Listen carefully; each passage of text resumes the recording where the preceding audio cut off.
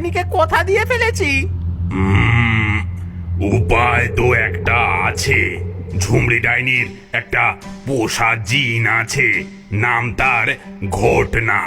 বেচারাকে একটা ছোট্ট আতরের শিশিতে ভরে রেখেছে ওই ডাইনি। যদি তোরা ওই বোতলটা খুঁজে পাস তাহলেই কেল্লা ফতে। ওই জিনটাই ডাইনিকে জব্দ করতে পারবে। হ্যাঁ। হাবলু, গাবলু আর বাঘভূত পা টিপে টিপে ডাইনির কুঁড়ে ঘরের কাছে আসে। ডাইনি তখন খাটিয়ায় শুয়ে বিশ্রীভাবে নাক ডাকিয়ে ঘুমোচ্ছে। যা, তোরা ভেতরে যা, আমি বাইরে পাহারা দিচ্ছি।